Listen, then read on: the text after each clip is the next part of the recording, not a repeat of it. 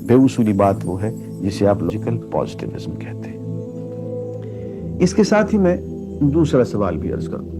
دوسرا سوال ذرا زیادہ مشکل ہے اور پریشان کن ہے، لیکن چونکہ بہت لوگ یہ سوال کرتے ہیں اس لیے میں یہ سوال آپ سے چھپاؤں گا نہیں، میں کر دیتا ہوں۔ سوال یہ ہے،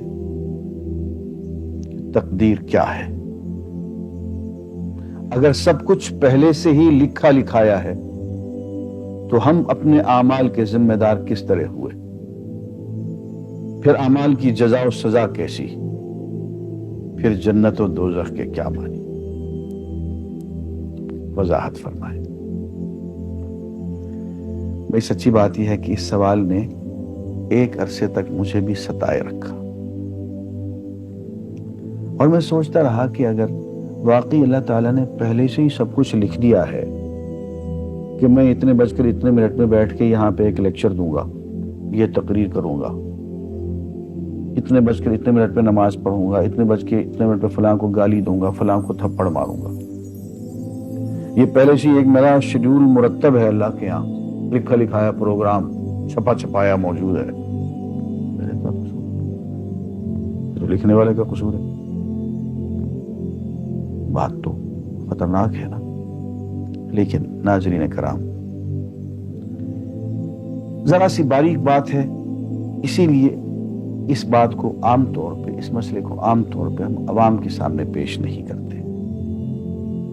میں اس انداز میں پیش کروں گا کہ شاید سمجھ میں آ جائے، اگر سمجھ میں نہ آئے تو میں معافی چاہوں گا، وہ میری نااہلی ہے، وہ دین اور عقیدے میں کہیں کمزوری کی بنیاد نہیں ہے۔ تقدیر کیا ہے؟ عربی میں اس کے لیے ایک لفظ لکھا جاتا ہے دینی کتابوں میں، علم اللہ السابق، اللہ کا علم جو پہلے سے اسے حاصل ہے۔ اللہ کو معلوم ہے کہ آج میں اتنے بج کر اتنے منٹ پہ اپنی مرضی سے، اپنے ارادے سے، اپنی آزادی فکر اور آزادی عمل پہ، عمل سے کام لیتے ہوئے یہ کام کروں گا۔ اب بھائی کام تو میں اپنی مرضی سے کر رہا ہوں، اپنی آزادی سے، اپنے ارادے سے کر رہا ہوں، لیکن اتنی سی بات تو مانو کہ اللہ تعالیٰ علام الغیوب ہے، علیم بذات الصدور ہے۔ مجھے اپنے بارے میں پتہ نہیں ہے کہ کل 10:10 پہ میں کیا کروں گا، اس کو پتہ ہے۔ مجھے اپنے بارے میں پتہ نہیں ہے کہ میں 10 سال کے بعد کہاں ہوں گا، کیا کر رہا ہوں گا، فلاں بج کے فلاں منٹ، اس کو پتہ ہے۔ اس کو میرے آزادانہ، خود مختارانہ، فری ول کے ساتھ کیے ہوئے اعمال کا پتہ ہے کہ میں اپنی مرضی سے، اپنے فری ول کے ساتھ، اپنے ارادے سے اتنے بج کر اتنے منٹ پہ کیا کروں۔ یہ اس نے اپنے ہاں لکھ رکھا ہے، اس لیے کہ اس کو پوری کائنات کے نظام چلانا ہے۔ اس کا علم جو ہے وہ صحیح ہے، لیکن اس کا علم میرے ارادے سے نہیں ٹکراتا ہے۔ یہ بات میں ایک مثال سے سمجھاؤں گا۔ میرے ساتھ ایک واقعہ پیش ہو گیا، اس دن مجھے تقدیر سمجھ میں آ گئی کہ ہوتی کیا ہے۔ 1971 کی بات ہے کہ یہاں اکاؤنٹنٹ جنرل آفس میں ڈپٹی اکاؤنٹنٹ جنرل تھا۔ اس زمانے میں ایک مشہور نجومی تھا شیخ صادق، یہاں قلعہ گزر سنگھ میں رہتا تھا۔ وہ پتہ نہیں بیچارہ زندہ ہے یا فوت ہو گیا۔ انہوں نے دروازہ کھولا، میرے کمرے میں آ گیا۔ کیا صاحب، ہم آپ کی خدمت کرنا چاہتے ہیں، ہم آپ کو مستقبل کے بارے میں کچھ بتانا چاہتے ہیں۔ میں نے کہا بھائی میرے پاس فضول باتوں کے لیے وقت نہیں ہے، میں علم نجوم وغیرہ کوئی اس قسم کے یہ فضول باتوں کو میں نہیں مانتا ہوں، مشغول آدمی ہوں، ان چکروں میں مجھے مت ڈالو۔ اس نے کہا سر مجھے صرف 1 منٹ تو آپ دے دیں۔ میں نے کہا ہاں 1 منٹ دیتا ہوں۔ اس نے ایک بہت بڑا کاغذ میرے سامنے لکھا جس پہ 40 خانے بنے ہوئے تھے، 40 چیزوں کے نام لکھے ہوئے تھے، مختلف چیزوں کے نام، کتاب، قلم، اینک، کاپی، دوات، پینسل، میز، بادل، برقع، مسجد، مندر، ایسی ایٹ رینڈم چیزوں کے نام، 40 چیزوں کے نام لکھے ہوئے تھے۔ وہ کہنے صاحب آپ ان میں سے کسی ایک چیز پہ انگلی رکھ دیں، یا اس کا نام آپ اس کاغذ پہ لکھ دیں. اور مجھے یہ کہتے کہتے اس نے ایک پیس آف پیپر میری میز سے اٹھایا اور اس پہ کچھ لکھا اور اس کو یوں الٹا کے رکھ دیا. میں نے کہا تم نے یہ کیا کیا؟ کہنے لگے جی میں نے وہ چیز لکھ دی ہے، وہ نام جو ابھی آپ لکھیں گے. تو اب میں پریشان ہوں. تماشا کی بات ہے کہ جو چیز میں سوچ سوچ کے اپنے ارادے سے اپنی مرضی سے ابھی لکھوں گا، اس نے سے پہلے جو لکھ کے وہاں رکھ چھوڑ دیے میرے سامنے. اب میں سوچ میں پڑ گیا کہ یار وہ چیز لکھوں جو اس نے نہ لکھی ہو. کبھی میں اس کا ارادہ کروں، کبھی اس کا ارادہ کروں، تنگ آ کے آخر میں نے کسی ایک چیز کو لکھ دیا. میری یہ ہے. اس نے جب وہ الٹایا تو وہ وہی چیز نکلی. اب پتہ نہیں یہ کیا چکر تھا اس کا، خدا ہی جانے. کوئی اس کا علم ہوگا، کوئی فن ہوگا، کوئی تک بازی ہوگی، تک بندی ہوگی کوئی. لیکن اس دن مجھے پتا چلا کہ یار اس کو جو کچھ میں نے لکھا ہے اپنے ارادے سے لکھا ہے، اپنی مرضی سے لکھا ہے، اس سے پابند ہو کے نہیں لکھا. کبھی اس میں انگلی لگاتا تھا، کبھی اس پہ، کبھی اس پہ، آخر چپ کے ایک لکھا میں نے. لیکن اس کا وقت کو پہلے سے پتا تھا کہ میں کیا لکھنے والا ہوں، اور اس نے پہلے سے وہاں لکھ کے رکھا ہوا تھا. میں نے کہا یار ایک محدود علم والا آدمی میرے آئندہ کے اعمال کو اپنے ہاں لکھ کے رکھ سکتا ہے، چونکہ وہ عمل میں اپنی مرضی سے کر رہا ہوں، اپنے ارادے سے کر رہا ہوں، کوئی مجبوری نہیں ہے اس میں. لیکن وہ میری مرضی والا عمل، میرے اپنے ارادے سے کیا ہوا عمل، پوری آزادی کے ساتھ کیا ہوا عمل، اس نے پہلے سے اپنے ہاں لکھ کے رکھا ہوا. یار اگر یہ انسان کر سکتا ہے تو رحمان کیوں نہیں کر سکتا؟ اس نے میرے سارے اعمال جو میں آئندہ چل کے کرنے والا ہوں، وہ سارے کے سارے اعمال اس نے اپنے یہاں لکھ کے رکھے ہوئے. اس کو انتظام کرنا ہے، میرے رزق کا انتظام بھی کرنا ہے، آگے میری زندگی، میری موت میں، میری قبر میں اکوموڈیشن کا پتہ نہیں کہاں کا میرے اس نے انتظامات کرنے ہیں. تو میرے بارے میں اس نے سارا ڈیٹا کلیکٹ کر کے رکھا ہوا ہے اپنی انفارمیشن کے لیے کہ یہ اپنی مرضی سے کیا کیا کچھ کرے گا. تو اس کے لکھے ہوئے ہونے سے میری مرضی ختم نہیں ہوتی، میری ذمہ داری ختم نہیں ہوتی، میرا ارادہ، میری فری ول ختم نہیں ہوتی. یہی وجہ ہے کہ ہم جو اعمال کرتے ہیں اس میں سے اللہ تعالیٰ اس کی کچھ ذمہ داری ہم پہ ضرور ہوتی ہے. کچھ کام اللہ تعالیٰ کا ایک نظام ہے، اس میں شاید ہماری ذمہ داری نہ ہو، وہاں جبر ہو. لیکن کچھ اعمال ایسے ہیں جن میں خالصتاً ہمیں آزادی حاصل ہے، ہمیں اختیار حاصل ہے، ہم ان کے ذمہ دار ہیں، ہمیں ان پہ جزا ملے گی، ہمیں ان پہ سزا ملے گی، اللہ تعالیٰ بچائے. اور جزا ملے گی تو جنت ہوگی، سزا ملے گی تو دوزخ ہوگی. لیکن آزادی عمل اور ارادہ ضرور ہے. یہ الگ بات ہے کہ اللہ تعالیٰ کو پہلے سے ہی معلوم ہے کہ ہم اپنے ارادے سے اور اپنی آزادی اور اپنی مرضی سے ہم آج اور کل اور پرسوں اور سال بھر کے بعد اور 10-20 سال کے بعد ہم کیا کیا کریں گے اس کے ہاں لکھا ہوا ہے. وَعِندَهُ عِلْمُ الْكِتَابِ، اس کے ہاں سب کچھ لکھا ہوا ہے. لیکن ہم جو کرتے ہیں اپنے ارادے سے کرتے ہیں اور اس کے ذمہ دار ہیں.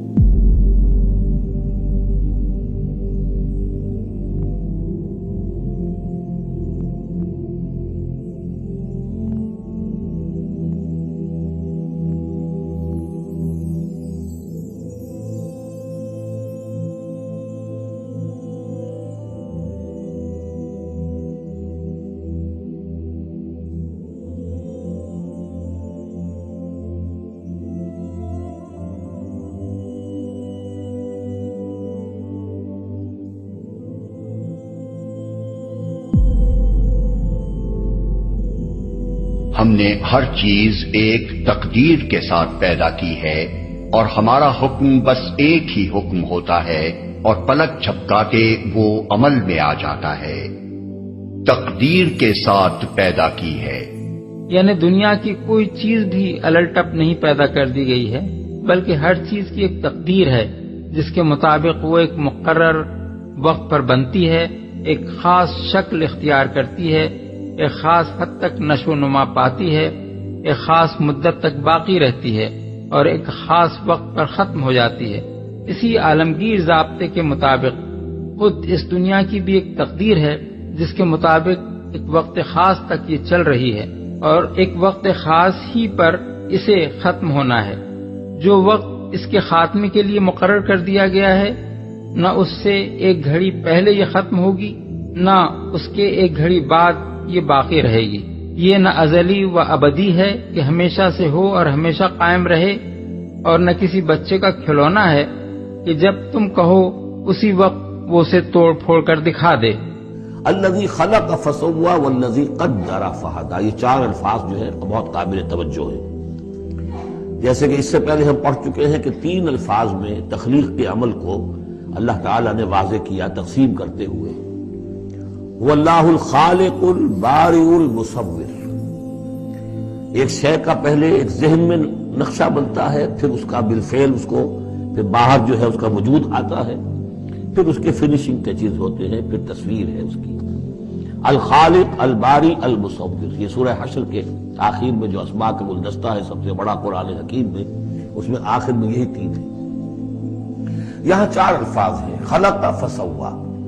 اس کو ہم یوں سمجھ سکتے ہیں کہ ایک ہے کسی چیز کا جو اصل حیولہ ہے وہ تیار کر دیا جائے، جس کی سادہ ترین مثال یہ ہے کہ بلڈنگ ہے، اس کا سٹرکچر کھڑا ہو گیا، اب اس کے بعد تسویہ ہے، اس کی چھان پھٹک کر کے اور اس کے سنوارنا ہے، اس کو اس کے اندر ڈیکوریشن ہے، اس کے اندر مختلف جو ہے خوبصورتی کی چیزیں پیدا کرنی ہے، یہ تسویہ ہے۔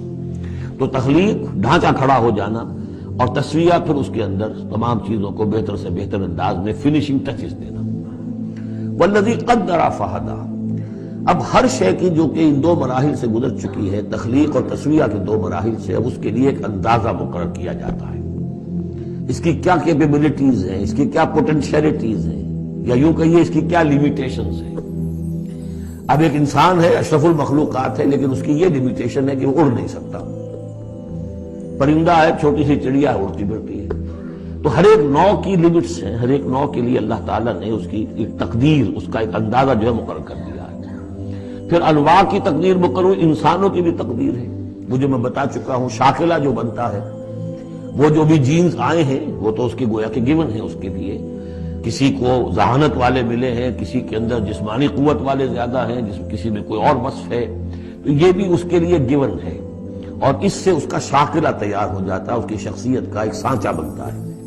اب ظاہر بات ہے کہ اس کے اندر جو بھی اب وہ محنت کرے گا، اس کے اندر اندر کرے گا، اس سانچے سے باہر نہیں نکل سکتا۔ جیسے انگریزی کی کہاوت کہہ لیجئے یا جو بھی اسے کہیں، کہ وہ کہتے ہیں کہ you can't outgrow your skin, یہ کھال جو ہے ہمارے جسم پر چڑھی ہوئی ہے، آپ کتنے ہی موٹے ہو جائیں، میں اور کتنا ہی پھیل جاؤں، لیکن کھال سے باہر تو نہیں نکلوں گا، کھال وہ پھیلتی چلی جائے گی، تو کھال کے اندر رہنا ہے۔ اسی طرح وہ جو سانچہ بن گیا ہے انسان کی شخصیت کا، نیکی کریں گے تو اسی کے اندر اندر کریں گے، بدی کریں گے تو اس کے اندر اندر کریں گے۔ اب اس کی کوانٹٹی جو ہے وہ اللہ تعالیٰ کے ہاں فیصلہ کن نہیں ہے، اللہ تعالیٰ یہ دیکھ لے گا کہ اس شخص کے اندر کتنی کیپیبلٹی تھی، اس کے حساب میں اس نے کیا کیا۔ ایک شخص 100 درجے تک جا سکتا تھا، وہ گیا ہے 50 درجے تک۔ ایک شخص جا ہی سکتا تھا 50 تک اور وہ 50 تک چلا گیا، تو وہ 50 تک جو ہے وہ 100% کامیاب ہو گیا، اور یہ جو ہے ناکام شمار ہو جائے گا۔ تو یہی بات جو ہے میں نے وضاحت پہلے بھی کر دی تھی کہ لا یکلف اللہ نفسا الا وسعها، کسی بھی جان کو اللہ تعالیٰ مکلف نہیں ٹھہرائے گا، رسپانسبل نہیں ٹھہرائے گا مگر اس کی وسعت کے مطابق۔ یہ انڈیویجول سا جو ہے وسعت ہر شخص کی، اس کا شاکلہ، یہ گویا کہ اس کی ذاتی تقدیر ہے۔ فہدا، چوتھی چیز ہے کہ ہر شے کا ایک اندازہ مقرر کرنے کے بعد پھر ایک جبلی ہدایت اس کو دے دی جاتی ہے، چلو ادھر۔ پہلی جبلی ہدایت ہے جس کا ذکر آ جائے گا ابھی تھوڑی دیر کے بعد۔ جبلی ہدایت جو ہے وہ ہر بکری کے اندر ہدایت ہے کہ یہ چیز تمہارے کھانے کی ہے، یہ کھانے کی نہیں ہے۔ بہترین گوشت اس کے سامنے ڈال دیجیے وہ تو نہیں کھائے گی، تو جبلی ہدایت ہے اس کی۔ اور گوشت کی اور جو ہے آپ شیر کے سامنے بہت اچھی سبزیاں ترکاریاں لا کے ڈال دیجیے، وہ دیکھے گا بھی، تھوکے گا بھی نہیں، ان کو اسے گوشت چاہیے۔ یہ ہے ہر جبلی ہدایت۔ پھر جبلی ہدایت کے اوپر پھر ہدایت کے اور مراحل ہیں جو اللہ تعالیٰ دیتا ہے، پھر وہ اپنی کتابیں نازل فرماتا ہے، اپنے نبی بھیجتا ہے، یہ گویا کہ ہدایت کی تکمیل ہے۔ ورنہ ہدایت تو بنیادی طور پر جو ہے ہر جبلت کے اندر بھی اللہ نے ودیت کر دی ہے۔ تو یہ ہر کریشن کے لیے یہ چار الفاظ جو یہاں آئے، سبح اسم ربک الاعلی الذی خلق فسوی والذی قدر فہدی ما اصاب من مصیبت فی الارض ولا فی انفسکم، نہیں پڑھتی کوئی پڑھنے والی کوئی تکلیف، کوئی مصیبت، کوئی آزمائش، کوئی رنج دہ چیز، تکلیف دہ ہے، مگر الا فی کتاب من قبل ان نذیر، چاہے وہ مصیبت تمہاری اپنی جان پر ہو یا پوری زمین پر ہو، کوئی بڑے پیمانے پر آیا، سیلاب آیا، زلزلہ آ گیا، ایک انسان کی اپنی ذاتی زندگی میں آیا، ایکسیڈنٹ کے اندر مجروح ہو گیا، کسی بیماری میں مبتلا ہو گیا، ما اصاب من مصیبت فی الارض ولا فی انفسکم الا فی کتاب من قبل ان نبرأ، وہ ایک کتاب میں درج ہے اس سے پہلے کہ ہم اسے ظاہر کریں۔ ان ذالک علی اللہ یسیر، یہ اللہ پر بہت آسان ہے، اللہ کا علم جو ہے اتنا محیط ہے ما کانا و ما یکون کو، کہ جو کچھ ہونا ہے اس کے علم میں تو پہلے سے موجود ہے، تو تم اسے بڑا عجیب سمجھو گے، بہت مشکل سمجھو گے، اللہ پر یہ آسان ہے۔ وَعِندَهُ مَفَاتِحُ الْغَیْبِ، اسی کے پاس ہے خزانے غیب کے۔ یہ مفاتح جو یہاں جمع آیا ہے تو مفتاح کہتے ہیں کنجی کو، اس کی جمع بھی ہے، اور مفتاح کہتے ہیں اس کو جس سے کھولا گیا، یعنی خزانہ، یہاں پر مفتاح کی جمع ہے یہ مفاتح۔ وَعِندَهُ مَفَاتِحُ الْغَیْبِ، اسی کے پاس غیب کے سارے خزانے ہیں، لا يعلمها الا هو، کوئی جانتا ہی نہیں ان کو سوائے اس کے۔ وَيَعْلَمُ مَا فِي الْبَرِّ وَالْبَحْرِ، اور وہ تو جانتا ہے جو کچھ خشکی میں ہے اور جو کچھ سمندر میں ہے۔ وَمَا تَسْقُطُ مِنْ وَرَقَةٍ إِلَّا يَعْلَمُهَا، اور نہیں گرتا کوئی ایک پتا بھی کسی درخت سے مگر اللہ کے علم میں ہوتا ہے۔ وَلَا حَبَّةٍ فِي ظُلُمَاتِ الْأَرْضِ وَلَا رَطْبٍ وَلَا يَابِسٍ، نہیں گرتا کوئی دانہ نہ زمین کی تاریکیوں میں، کوئی دانہ گھستا ہے زمین کے اندر بیج کی شکل میں، ولا رطبن، نہ کوئی ہری چیز تر و تازہ، ولا یابس، نہ سوکھی چیز، الا فی کتاب مبین، ایک کتاب مبین میں سب کی سب موجود ہے۔ یہ کتاب مبین اللہ کا علم قدیم ہے، اللہ کا علم قدیم جس میں کہ ہر شے موجود ہے، ما کان و ما یکون، آنے واحد کی طرح۔ وَإِن مِّن شَيْءٍ إِلَّا عِندَنَا خَزَائِنُهُ، اور نہیں ہے کوئی شے مگر یہ کہ ہمارے پاس تو اس کے خزائن ہیں، لا متناہی، ہماری ریسورسز جو ہیں وہ یہ کہ لمیٹڈ نہیں ہے، لیکن وَمَا نُنَزِّلُهُ إِلَّا بِقَدْرٍ معلوم، ہم نہیں نازل کرتے اس میں سے مگر ایک اندازے کے مطابق جو طے شدہ ہے۔ یعنی یہ کہ سٹور تو بہت بڑا ہے، لیکن یہ کہ سٹور سے جو ایشو ہوتا ہے اللہ تعالیٰ کے ہاں ہر چیز کا، تو اس کا ایشو ہونا جو ہے وہ اندازے کے مطابق ہے، ایک حساب کتاب کے ساتھ ہے، ورنہ جیسا کہ میں نے کہا کیوس ہو جائے۔ اللہ یعلم ما تحمل کل انثی، اللہ خوب جانتا ہے کہ ہر مادہ، چاہے وہ حیوانات میں سے یا انسانوں میں سے، وہ کیا اٹھائے ہوئے ہے، اس کے رحم میں کیا ہے۔ وما تغید الارحام وما تزداد، اور جو سکڑتے ہیں رحم جو ہیں وہ سکڑتے بھی ہیں پھیلتے بھی ہیں۔ جب حمل ہوتا ہے، جیسے بچہ بڑھتا ہے تو وہ رحم جو ہے پھیلتا ہے، اور جب وضع حمل ہو جاتا ہے پھر وہ رحم سکڑتا ہے۔ وَكُلُّ شَيْءٍ عِندَهُ بِمِقْدَار، اور ہر چیز اللہ تعالیٰ کے ہاں ایک اندازے کے مطابق ہے، یہ الٹ اپ نہیں ہو رہا ہے، ہر چیز کا ایک قانون اور قاعدہ مقرر ہے۔ وہ جو زمین اور آسمانوں کی بادشاہی کا مالک ہے، جس نے کسی کو بیٹا نہیں بنایا ہے، جس کے ساتھ بادشاہی میں کوئی شریک نہیں ہے، جس نے ہر چیز کو پیدا کیا پھر اس کی ایک تقدیر مقرر کی، ایک تقدیر مقرر کی۔ دوسرا ترجمہ یہ بھی ہو سکتا ہے کہ ہر چیز کو ایک اندازہ خاص پر رکھا، یا ہر چیز کے لیے ٹھیک ٹھیک پیمانہ مقرر کیا، لیکن خواہ کوئی ترجمہ بھی کیا جائے، بہرحال اس سے پورا مطلب ادا نہیں ہوتا۔ پورا مطلب یہ ہے کہ اللہ تعالیٰ نے صرف یہی نہیں کہ کائنات کی ہر چیز کو وجود بخشا ہے، بلکہ وہی ہے جس نے ایک ایک چیز کے لیے صورت، جسامت، قوت و استعداد اور اوصاف و خصائص، کام اور کام کا طریق، بقا کی مدت، عروج و ارتقاء کی حد، اور دوسری وہ تمام تفصیلات مقرر کی ہیں جو اس چیز کی ذات سے متعلق ہیں، اور پھر اسی نے عالم وجود میں وہ اسباب و وسائل اور مواقع پیدا کیے ہیں جن کی بدولت ہر چیز یہاں اپنے اپنے دائرے میں اپنے حصے کا کام کر رہی ہے۔ اگر اس کی طرف سے تکلیف آ جائے، دوست کی طرف سے تکلیف آ جائے کہ ہرچہ ساقی ما ریخت عین الطاف، میرا ساقی میرے پیالے میں جو بھی ڈال دے اس کا لطف و کرم ہی ہے، تو اللہ کی طرف سے جو آئے، سر تسلیم خم ہے جو مزاج یار میں آئے، نہ شبد نصیب دشمن کے شبد ہلا کے تیغت، سر دوستاں سلامت کے دکھت جراز پائی۔ اہل ایمان کا تو معاملہ یہ ہونا چاہیے، قل لن یصیبنا الا ما کتب اللہ لنا هو مولانا، وہ ہمارا مولا ہے، اس کے اذن کے بغیر پتہ تک نہیں ہل سکتا، تو ہمیں ڈر کس کا ہو؟ وعلی اللہ فلیتوکل المؤمنون، اور اللہ ہی پر توکل کرنا چاہیے اہل ایمان کو۔ کیا وہی نہ جانے گا جس نے پیدا کیا؟ ایک ایسی بات ہے کہ جس کا کوئی انکار کر ہی نہیں سکتا۔ گھڑی بنانے والے کو تو معلوم ہے میں نے اس میں کیا کیا پرزے رکھے ہوئے ہیں، مجھے نہیں معلوم، میں اس کا استعمال تو کر رہا ہوں، مجھے بتا دیا یہ بٹن دبا دیں یہ آن ہو جائے گا، لیکن یہ کہ جس نے بنایا ہے کیا اس سے چھپی ہوئی کوئی چیز ہے؟ الا یعلم من خلق وهو اللطیف الخبیر، اور وہ تو بہت باریک بین ہے، ہر شے کی خبر رکھتا ہے۔ میرا مین سوال یہ ہے کہ کیا اللہ خود سے ایک بندے کو فار ایگزامپل مجھ کو گمراہ کر رہا ہے، یا میں خود سے ہو رہا ہوں؟ میرا فری ول سے میں ہو رہا ہوں یا اللہ مجھے کر رہا ہے؟ میں دلیل بھی دے سکتا ہوں، ایک منٹ آپ دیکھیے چیپٹر نمبر 7 ورس نمبر 178۔ اچھا جی، ومن یضلل فاولئک هم الخاسرون، جی سو یہاں پہ لکھا ہے whoever Allah guides he is guided and whoever stands astray، مطلب اللہ جس کو گمراہ کرتا ہے، سو اللہ کر رہا ہے نا، میں اللہ کر رہا ہے نا اس کے مرضی سے، میں ہو رہا ہوں کیا؟ یہ میرا سوال ہے، مطلب یہ میں سوال ہے خود سے ہو رہا ہوں یا اللہ مجھ سے کروا رہا ہے؟ چلے ٹھیک ہے، پپٹ کی طرح۔ اب اس کا میں جواب دے دیتا ہوں آپ کو، ایک منٹ، یہ ایک آیت میں نکال رہا ہوں، ذرا ہولڈ کریں۔ دیکھیے یہ مسئلہ جو ہے نا سورۃ اللیل کے اندر بھی آیا ہے، میں آپ کو اس کی آیت نکال کر دکھاتا ہوں۔ سورۃ اللیل میں یہ مسئلہ ہے، اور بالکل شروع میں ہی یہ رہی وہ آیت۔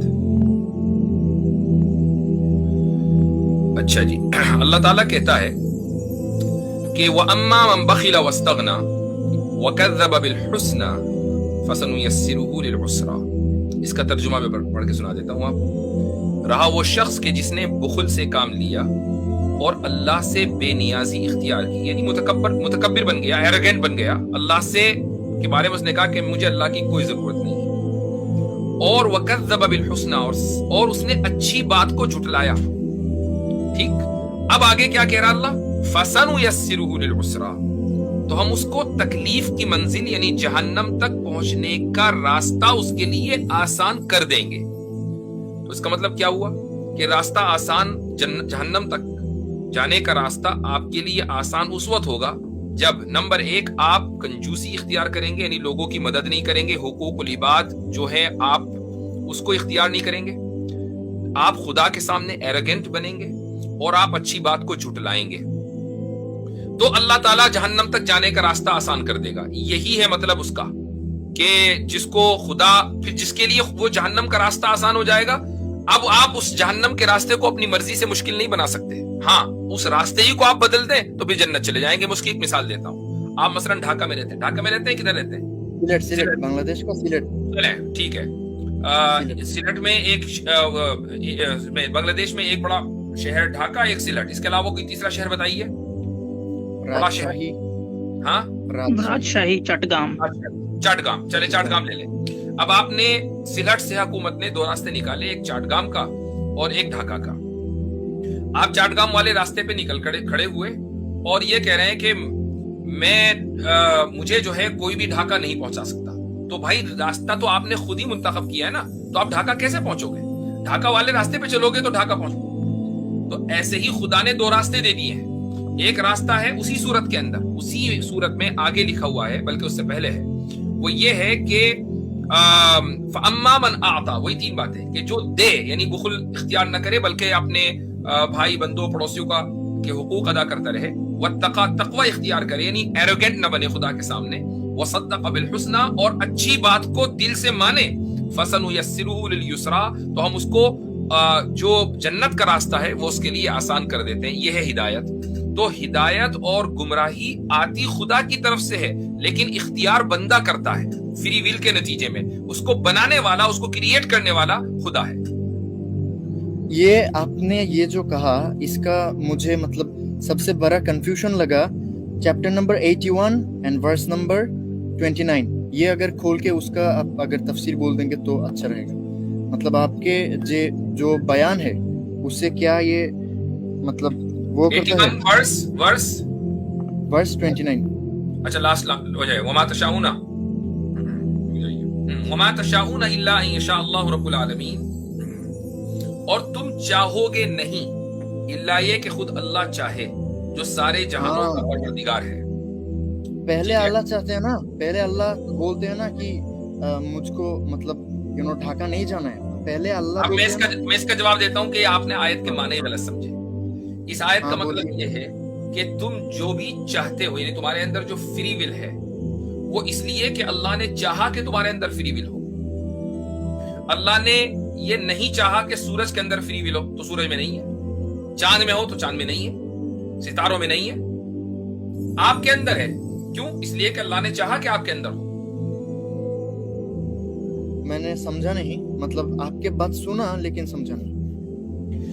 मतलब देखिए, मैं ये कह रहा हूँ, कुरान ये कह रहा है कि वमा तशाउना, जो कुछ भी तुम चाहते हो, तुम कुछ भी चाह सकते हो, अच्छाई या बुराई, ठीक है, इसी को फ्री विल कहते हैं ना।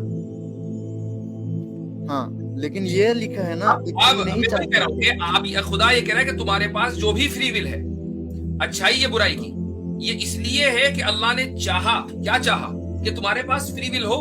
तो ये तो हम कहते ही है कि अल्लाह हमारे पास फ्री विल इसलिए कि अल्लाह ने दी है। अरे लेकिन ये वर्ष में ये तो नहीं लिखा है ना। यही तो लिखा है, और क्या लिखा है? मैं इसको उर्दू में पढ़ता हूँ। उर्दू में पढ़ा मैंने। नहीं चाहते हो, सुनियो, हाँ। मैं बोलता हूँ, तुम लोग नहीं चाहते हो अगर अल्लाह नहीं चाहे, यही है ना।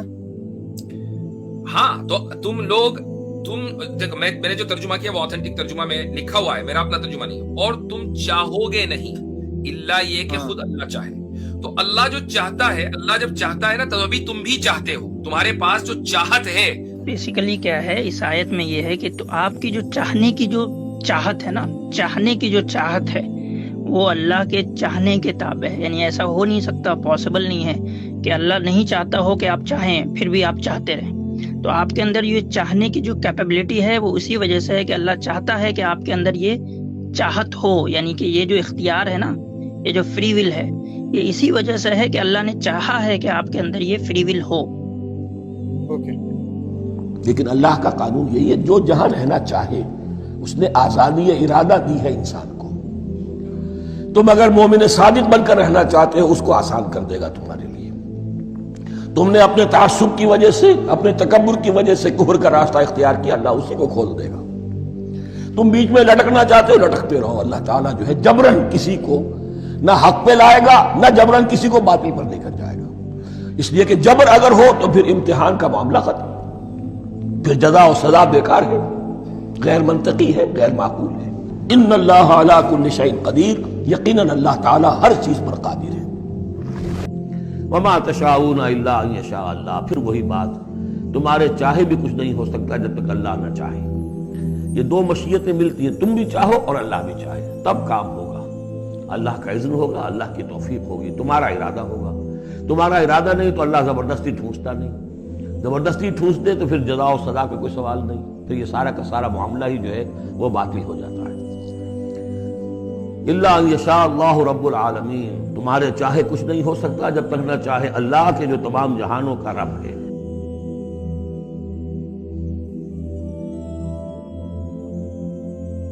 हमने उसे रास्ता दिखा दिया, खा शुक्र करने वाला बने या कुफ्र करने वाला। यानी हमने उसे महज इल्म और अक्ल की कुव्वतें देकर ही नहीं छोड़ दिया, बल्कि साथ साथ उसकी रहनुमाई भी की, ताकि उसे मालूम हो जाए कि शुक्र का रास्ता कौन सा है और कुफ्र का रास्ता कौन सा। और इसके बाद जो रास्ता भी वो इख्तियार करे उसका जिम्मेदार वो खुद हो। सूरह बलद में यही मजमून इन अल्फाज में बयान किया गया है, वह हदैनाहुन नजदैन, यानी और हमने उसे दोनों रास्ते यानी खैर और शर के रास्ते नुमाया करके बता दिए। और सूरह शम्स में यही बात इस तरह बयान की गई है, व नफ्सिम व मा सव्वाहा व अलहमहा फुजूरहा व तक़वाहा, यानी और कसम है इंसान के नफ्स की और उस जात की जिसने उसे तमाम जाहिरी व बातिनी कुव्वतों के साथ उस्तवार किया, फिर उसका फुजूर और उसका तक़वा दोनों उस पर इल्हाम कर दिए। इन तमाम तसरीहात को निगाह में रखकर देखा जाए और साथ साथ कुरान मजीद के उन तफसीली बयानात को भी निगाह में रखा जाए जिनमें बताया गया है कि अल्लाह ताला ने इंसान की हिदायत के लिए दुनिया में क्या क्या इंतजामात किए हैं, तो मालूम हो जाता है कि इस आयत में रास्ता दिखाने से मुराद रहनुमाई की कोई एक ही सूरत नहीं है, बल्कि बहुत सी सूरतें हैं जिनकी कोई हद व निहायत नहीं है।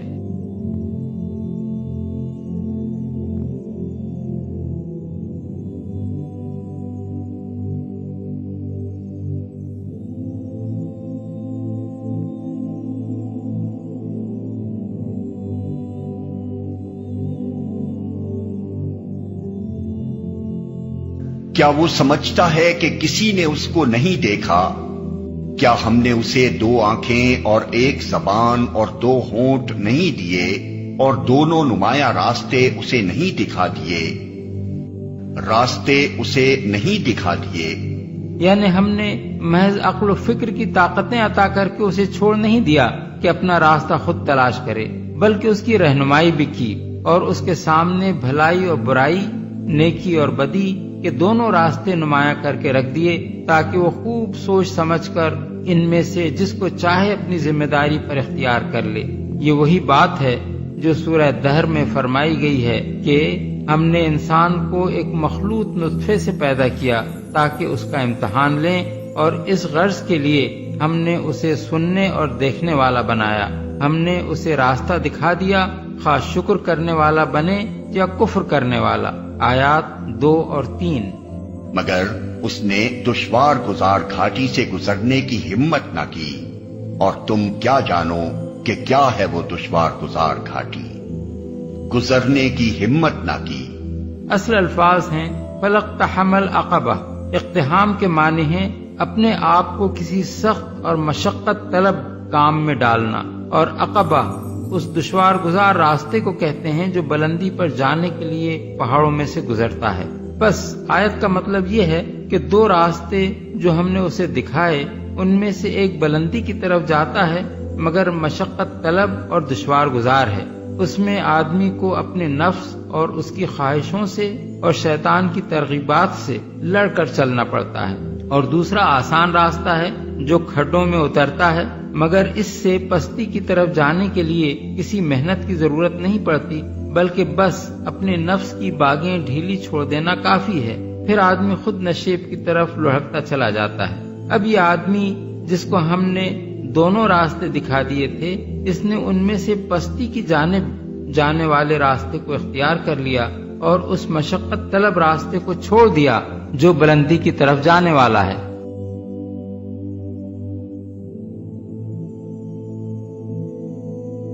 قد جاءکم بصائر من ربکم، دیکھو تمہارے پاس آ چکی ہیں بصیرت افروز باتیں تمہارے رب کی طرف سے۔ فمن ابصر فلنفسہ، تو جو کوئی دیکھے گا، آنکھیں کھولے گا، حقائق کا مواجہہ کرے گا، حقیقت کو تسلیم کرے گا تو وہ اپنے بھلے کے لیے فلنفسہ۔ ومن عمی فعلیہا، اور جو کوئی اندھا بن جائے گا، آنکھیں بند کر لے گا، حقیقت کو نہیں دیکھنا چاہے گا کسی تعصب کی وجہ سے، ہردرمی کی وجہ سے، ضد کی وجہ سے، تو اس کا سارا وبال اس پر آئے گا۔ وما انا علیکم بحفیظ، اور بہرحال میں تمہارا کوئی نگران نہیں ہوں، میں تمہارے اوپر کوئی ٹھیکیدار نہیں ہوں، میں تمہاری طرف سے جواب دہ نہیں ہوں۔ الیس للانسان الا ما سعی، اور یہ کہ انسان کے لیے نہیں ہے مگر وہی کچھ جس کے لیے اس نے سعی کی ہے، محنت کی ہے، کمائی کی ہے۔ تمناؤں سے کچھ نہیں ہوتا۔ ام للانسان ما تمنا شروع میں آیا تھا، کیا تمناؤں سے کچھ مل جائے گا؟ کیا انسان کو مل جائے گا جو وہ چاہے گا؟ نہیں۔ اب یہاں اس کا جواب آ گیا الیس للانسان الا ما سعی، کسی انسان کو نہیں ملے گا کچھ بھی مگر وہی جس کے لیے اس نے سعی کی ہے، محنت کی ہے۔ ذالک بان اللہ لم یکن مغیرا نعمۃ انعمها علی قوم حتی یغیروا ما بانفسہم، یہ اس لیے ہے کہ اللہ تعالیٰ کا یہ طریقہ نہیں ہے کہ کوئی نعمت جو اس نے کسی قوم کو دی ہو اس میں تغیر کر دے جب تک کہ وہ قوم اپنے اندر کی کیفیت کو متغیر نہ کر دے۔ یہی ہے جو مضمون آگے بھی آئے گا سورہ رعد میں بھی، اور اس کو پھر یہ کہ اردو میں بھی ایک شعر میں لوگوں نے پیش کیا ہے کہ خدا نے آج تک اس قوم کی حالت نہیں بدلی، نہ ہو جس کو خیال آپ اپنی حالت کے بدلنے کا۔ قوموں کے اپنے اندر کے حالات بدلتے ہیں تو پھر تقدیر بدلتی ہے، صرف خواہش سے، وشفل تھنکنگ سے، امانی سے کوئی بات نہیں ہوا کرتی۔ اور قوم ظاہر بات ہے کہ افراد پر مشتمل ہوتی ہے، پہلے کچھ افراد بدلیں گے، ان کے اندر قلب ماہیت ہوگی، ان کا باطن بدلے گا، ان کی سوچ، ان کے نظریات، ان کے خیالات، ان کے مقاصد، ان کی دلچسپیاں، ان کی امنگیں تبدیل ہو جائیں گی۔ یہ اندر کے بدلے ہوئے لوگ جو ہیں جب کثیر تعداد میں ہوں گے تو پھر یہ مل جل کر زور لگائیں گے، طاقت لگائیں گے، معاشرے کو بدل دیں گے، اور پھر یہ اس طریقے سے کہ انقلاب آئے گا۔ کیوں بجاں در رفت جہاں دیگر شود، جہاں چو دیگر شد جہاں دیگر شود، جب یہ قرآن کسی کے اندر اتر جاتا ہے اس کے اندر ایک تبدیلی آ جاتی ہے، بالکل بدل جاتا ہے انسان اندرونی طور پر، اور یہ اندرونی تبدیلی ہے جو عالمی انقلاب تک ممتد ہو سکتی ہے۔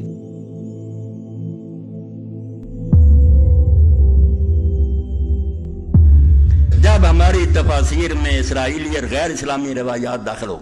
वो कहते हैं खानकाहों को क्या रोए, जब कुरान की तफसीर और हाशियों में बढ़ा दी रवायतें इसराइलियों की, तो हमारा तसव्वुर किस तरह गैर इस्लामी असरात से महफूज रह सकता था। मुख्तर ये कि सलातीन, उलमाए सार, सूफिया सा, इन तीनों की मुतफ़क़ा कोशों का नतीजा ये निकला कि अमल से फारिग हुआ मोमिन बना के तकदीर का बहाना।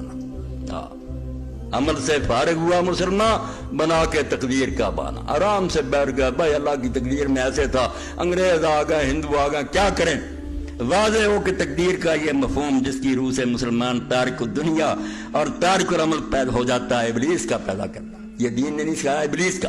चुनांचे वो खुद एतराफ करता है, मैंने नादारों को सिखाया सबक तकदीर का। इब्लीस अपने चेलों में कहता है कि ये गरीबों को जो सबक है ना, और तुम्हारी किस्मत में गरीबी लिखी जी, क्यों करते हो अमीरों से नाराजगी, यानी इसलिए कोट कर उनसे छीन ना ले, अपना हिस्सा ना छीन ले। और दीन तो कहता है, जैसे इब्ने हज़म कहते हैं कि अगर कोई गरीब भूखा मर गया और उसने बस्ती के लोगों से माल ना छीना और ना खाया, वो खुदकुशी का मुर्तकब होगा, क़यामत के दिन जहन्नम में जाएगा कि तेरा हक था, इनके मालों में दुकान तोड़ देता, इनके बैंक लूट लेता, अपना हक लेता, ज्यादा ना लेता, अपना हक लेता। दीन के फतवे और इस पर लिखा अल्लामा अहमद शाकिर ने कि यार रूसियों को भी ये ना सूझा जो इमाम इब्ने हज़म को सूझा कि इस्लाम क्या, इस्लाम कहता लोग भूखे मरे, अपना हक वो दे रहे हैं, ठीक है, नहीं से उनसे छीन लो। तो फरमाते हैं कि इब्लीस कहता है मैंने नादारों को सिखाया सबक तकदीर का।